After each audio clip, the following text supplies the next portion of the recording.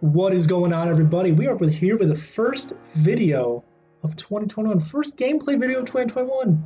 And it already looks like my desktop audio is off to a wonderful start. It is because I muted it on OBS. That's my fault. Fix that in the next video. But guys, we are here with a competitive video. So I have entered into the Concede listener series. It is a bit of a more casual tournament where people can go, they just play against people in the Discord. And this was my first ever kind of conquest match. If you don't know what conquest is where you pick a certain number of decks, and so you get, in this series we have 3. I picked Libram Paladin. You'll also see ETC Warrior here, and the other deck I had was Galcron Warlock. In Conquest, both players pick a ban. My opponent, I'm sorry if I messed up their name, Qatharsis. I'm sorry if that's wrong. I might just refer to you as my opponent for the rest of the game. That's why. But they banned my Galcron Warlock, and I banned their Demon Hunter. So in this voiceover that I'm doing, I'm going to kind of point out some misplays. Spoiler, we'll get it out of the way. I went 0-2. I ended up losing. But I want to make it known by pointing out my misplays. This isn't to take away from the way my opponent played. They played very well. But going back and watching the gameplay just kind of helps me get a little better, and I can kind of realize what I can do better next week. So this is my first foray into any kind of competitive Hearthstone. And I just want to thank Qatharsis, again, sorry, my opponent, for just having a really good, positive game that was enjoyable. So the deck we brought, this deck is Libram Paladin. They brought Highlander, and you saw this already, deck of Lunacy Mage. So there's a lot of random stuff in here. What we've done in the beginning of the game was we didn't draw any discounters early on. So we just had to kind of play out 1-1s and 3-1s, and they got pinged off. But we finally are on board, but they get a Firebrand. Luckily, it doesn't trade. I mean, it doesn't activate the spell burst. So here we're going to play the Eldor Truthseeker and then go face. We want to be a bit aggressive in this matchup, I think. That's one thing I need to, I think, in the future get better at. And that is knowing, and this is just one of the random spells from Deck of Lunacy, and that's being more confident with the decks that I'm playing, because I play a lot of decks on the channel, I play a lot of decks on ladder, and I don't always know the ins and outs of the decks I'm playing. And I really did feel that way when playing specifically Libram Paladin, but also to an extent ETC Warrior. I missed 3 damage there, which we shouldn't do. We shouldn't be missing damage. Another thing I have to do better at is teching my lists. I don't think I tech these lists very well. I think I kind of just net decked them from the Vicious Syndicate podcast and their website, which is a great website, but I don't think I set them up for a good competitive game, and that kind of threw me off. A little anxious too. I know this is a casual tournament, but I still want to do well. I still want to succeed and present good games for you guys to watch and me to feel proud of. So we cleared their board there with the Wild Pyromancer. They responded with Reno. I think my goal here is just to continually put on pressure more than anything. So we're going to play another 5-6, keep discounting these Librams. We can't really do much besides that. Our hand is kind of clunky. 1 Penflinger, 1 Libram of Hope, a Devout People, which isn't getting discounted because we don't have the Libram of Wisdoms. I teched out Hammer of the Naru because there's a lot of weapon hate. That's a really, really, really good Deck of Lunacy card to generate. Because they obviously have dragons in their hand because of Malagos and just drawing 3 cards for free. It's like Skull of Gul'dan. But I think I need to just get more confident and understand these lists better, which is partially my own fault. But in the future, we're going to work with Cyan Sheepies, as he's been on the channel a few times, so he's going to help me out just picking and navigating competitive Hearthstone a bit. And there's a Qatharsis. I forgot what they get off the Qatharsis here, but it's never good to see a Qatharsis, right? The Qatharsis is like one of the cards I really want to rotate out. It's probably one of my least favorite cards, if I'm being honest. But they get a Soul Cleave, which will clear my board and heal them.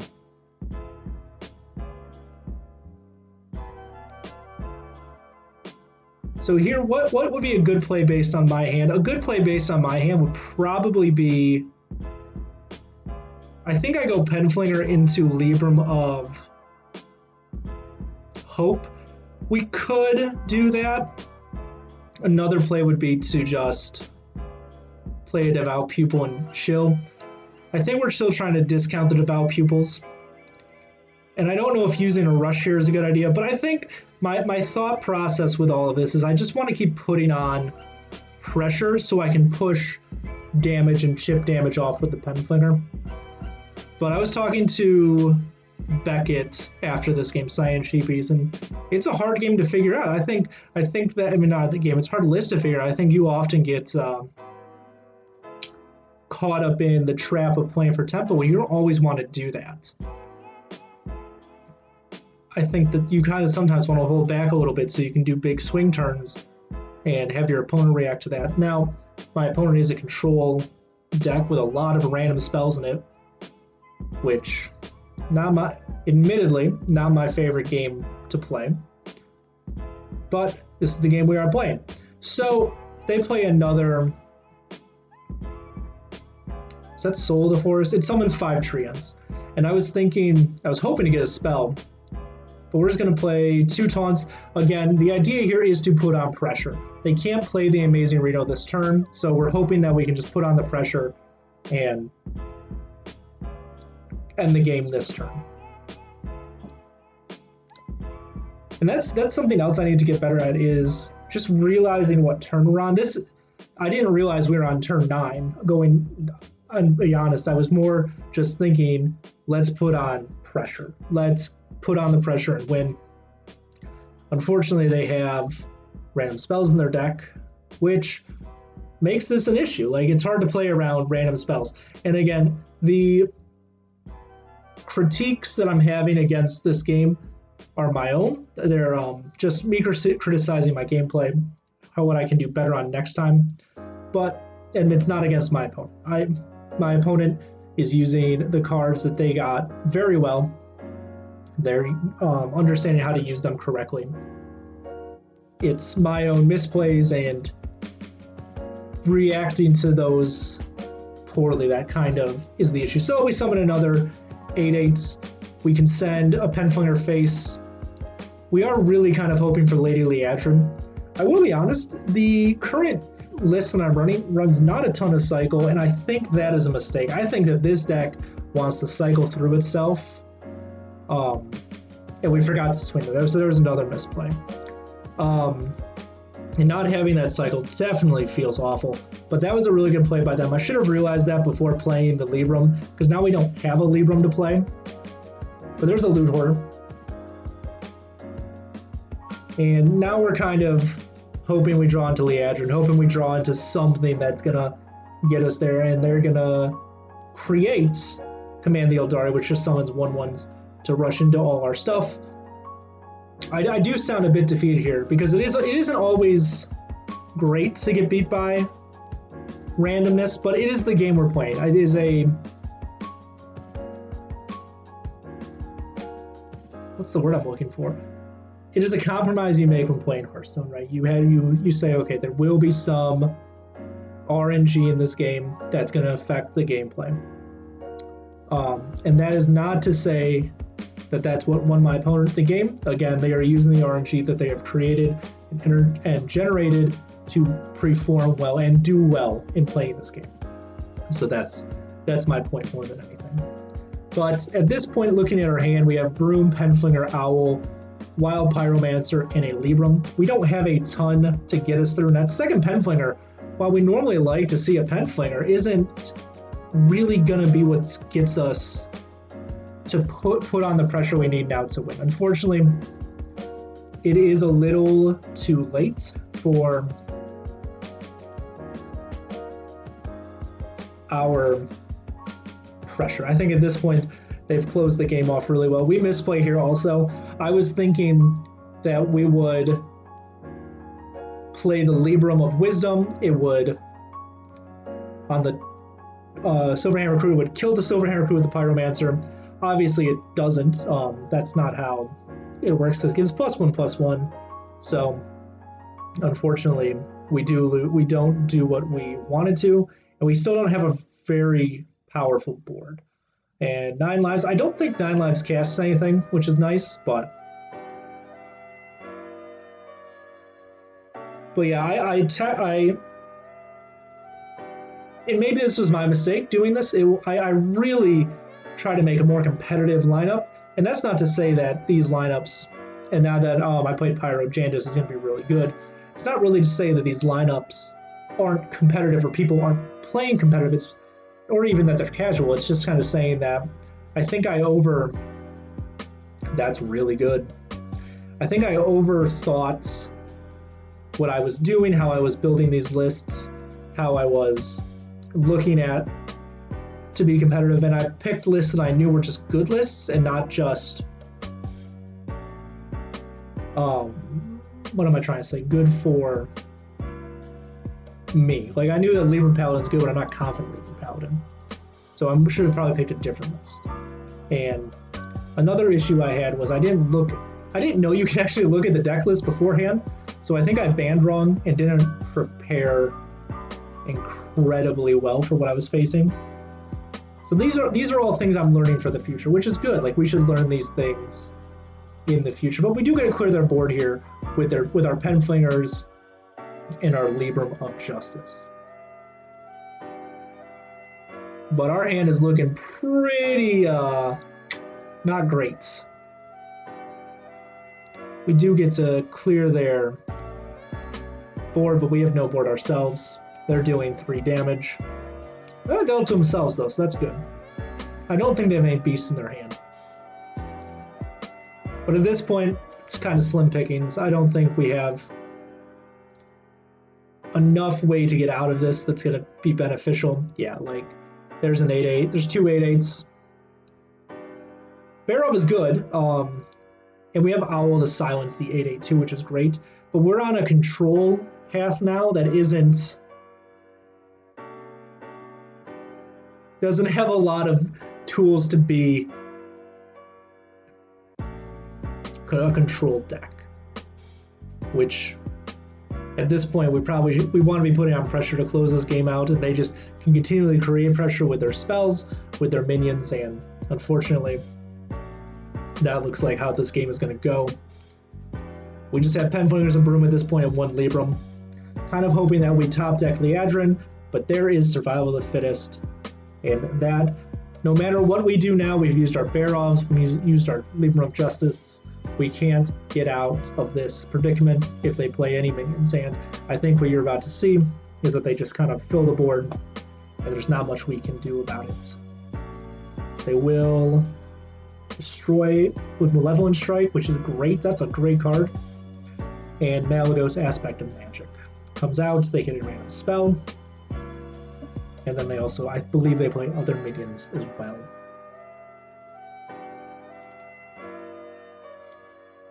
So I think there were a few things I could have done a little better. I think committing all my pressure in one turn was probably not the best idea.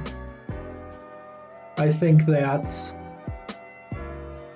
me taking some draw of this deck for Wild Pyromancer was probably not a great idea. So watching these back, and I encourage you guys to do this in your own Hearthstone climbs, lives, whatever. Watch your replays back.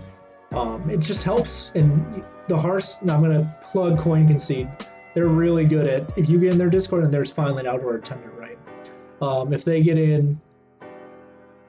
you get into the Concede Discord, if you listen to it and you just join the Concede Discord, you can post replays, and people will be very helpful. They're a very helpful bunch. They're awesome. We don't have anything to get us through this.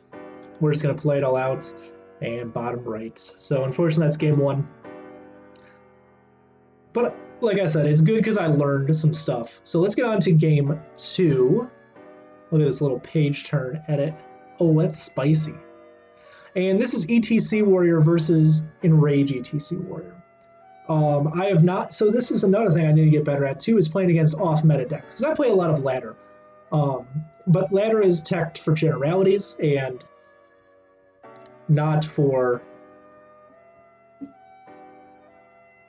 specific matchups, right? Like you can tech for Shaman on ladder, but just because you tech for Shaman doesn't mean you're going to beat every other. You're gonna do well against Shaman or other decks. What I'm trying to say, and in I guess more Conquest competitive play, as I understand it. And again, I played one game of Conquest. I'm not this all-seeing. I'm not this all-knowing master. I squelched out of habit because I squelched so much on it. You gotta understand what your deck is doing a little better. And again, ETC I'm much more comfortable with, and I actually think there's 2 major misplays that I can remember off the bat that kind of cost us the game here, and we'll get through to them when we get to them. But I've never played against either of the I played against Highlander Mage, but I've never played against Enrage ETC Warriors. So it's these things that I'm not quite used to yet. Again, those criticisms of myself do not take away from how well my opponent played. So they are going to put on a ton of pressure, which is good. If you're playing against a warrior, that's what you want to do, is put on pressure. We're just going to shield block. We're pretty reactive. Our hand is pretty bad right now. Drawing 2 cutting classes with no way to generate weapons doesn't feel great. One thing we can do here is Barov and Risky Skipper. I think we end up coining Brawl here because we want to cut. We are trying to save those combo pieces as best we can, which actually I think does end up costing us the game here in the end. So we end up. They realize that our deck really needs to be pressured, so we have to armor up, and we put out one of our mercenaries too early, and that happens actually pretty soon. But also having cutting class with no weapon activator is not great. Like it doesn't feel very good. But we're gonna play the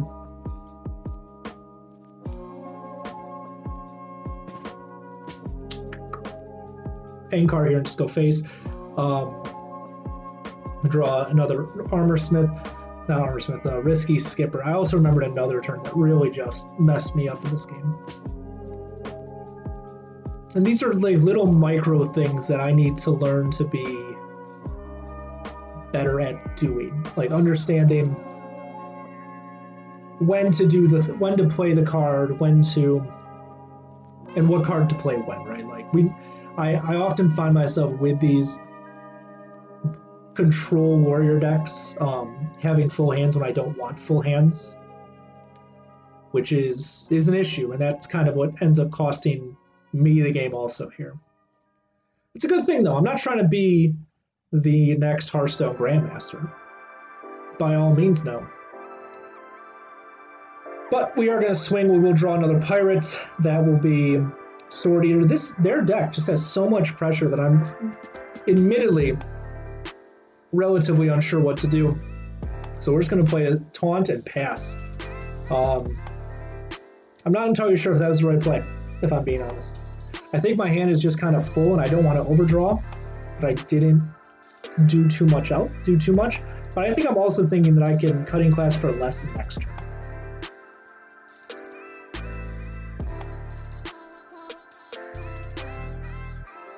So that's one of their pirates generated off of the 1/2 pirate, whose name I'm forgetting off the top of my head. But they get another rush minion. They're going to swing their Scythe, I believe. I think they swing the Scythe. Yeah.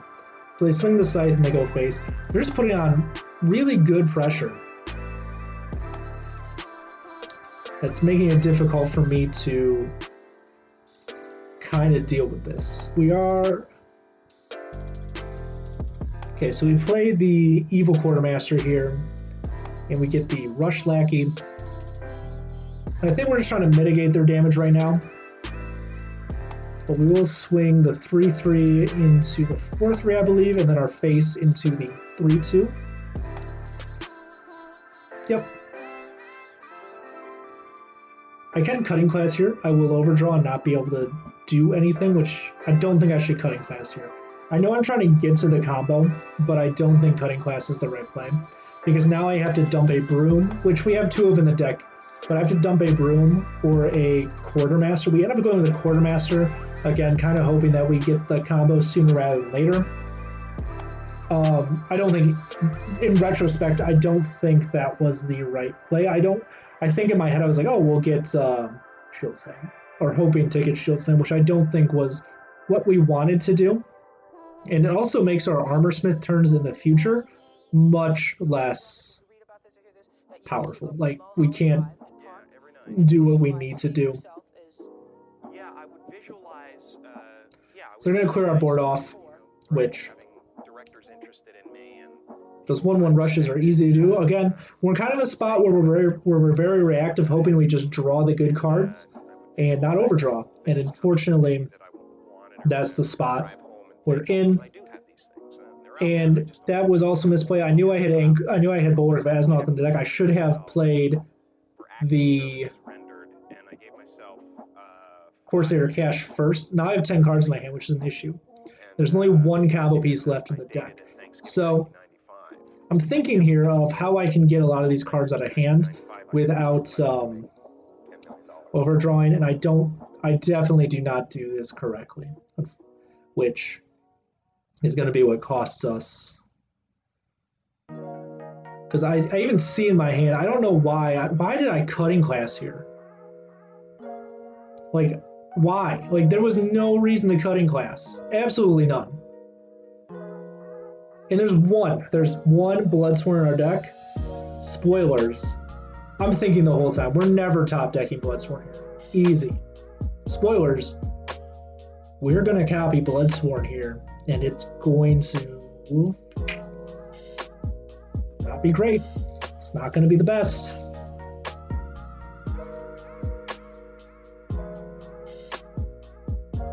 And I'm like fingers are crossed, like toes are crossed. So that's another thing we got to be aware of is hand size. And I really like this deck, and I think I could have teched this deck a little better. I do think the Bulwark of Azzinoth probably is not the best card, and there's Burning the Bloodsworn, and that feels terrible. And that kind of sets me off on the wrong path right now, in my opinion. I really think I should just probably dump Rattlegore here and get everything ready to just keep pushing Rattlegore damage, and I don't. I think Silas is in this deck as well, and I think that is a mistake to have in this deck. So we were thinking of playing Risky Broom here. This is kind of interesting. I forgot I did this. We probably could have sent that 1 damage face and then just shield slammed the 2/1. In the end, it doesn't quite matter because we overdrew that Bloodsworn, but that just you can tell by that turn I was a little off kilter. I was just like, oh, it doesn't get worse than this. And they can continually just put on pressure. We have the combo in hand now, but I'm thinking to myself, we need to keep pushing damage, and I should have played the Rattlegore this turn. Like, Rattlegore should have come down so I can start pushing that damage and then get the stuff on board. So not being aware of that was another misplay here. And I don't know about what's in my opponent's hand, but they might be making misplays too. But they are playing well. They understand how their deck works. They understand what their goal is to accomplish. And they understand what my deck's weaknesses are. That's one thing that I also didn't realize either. So anytime I'm criticizing myself, please don't take that as I'm taking away from my opponent's play. I've said that a few times, but I really want you guys to know that I'm not just saying, oh, they just won because I didn't play my best. No. They won because they understood what they were doing, what their deck was trying to do. and they were able to take advantage of my misplays. And I should have just played Rattlegore there. Like, I don't know why I didn't. Rattlegore and then just tap into the 1/1. Like, playing Rattlegore there was definitely the right play. So I think I know what they're playing next here. But because I have a segue if they do, but if they don't, I don't want to just segue and sound like an idiot. I already sound like a dummy. I don't need to continually sound like a dummy.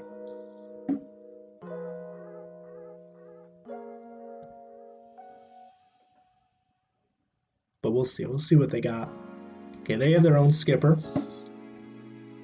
Second skipper. We get some armor here, which is nice. Then they're going to draw cards off Battle Rage. So their combo, instead of using Penflinger, they use Inner Rage, which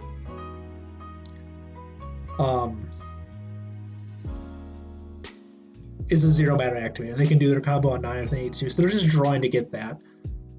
So this is the turn where I play Rattlegore, and I should have played Rattlegore 2 turns ago. Getting that damage in is just important to do. So we're going to Rattlegore.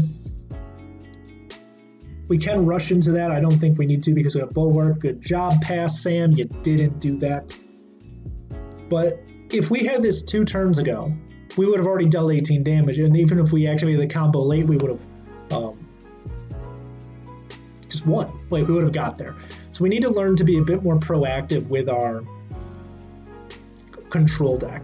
And then not treat the other deck like it's a tempo deck. So again, that comes down to understanding how what the deck works, what the deck wants to do, etc., right?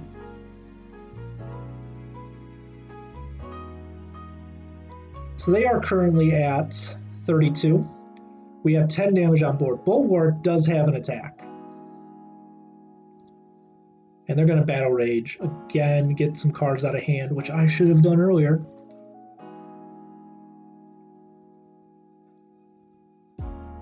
They're doing a Battle Rage here, I believe. Yeah, so that's part of their combo. I think that's just to get it out of hand. Okay. So, I want to walk you through my misplay here. We have lethal. Rattlegore is 9, Bulwark is 10, and then we're going to play out our hand, but our ETC is a total of 4 damage per attack. So if we send in the 2/2, which you'll see here in a second, into the 7/2, which is the misplay. Maybe we couldn't have gotten there, but I'm thinking because this would be an extra 4 damage into an extra 8. But maybe not. Maybe if we swung into the skipper. No, okay, so no, never mind. I've been thinking about that for the past few days. Even if we because all our minions still attacked, even if we sent in the 1/1s into the 7/2 and the skipper, and the 2/2 and the 1/2 and the skipper, wouldn't matter. It would have been the same result. So now they get their combo.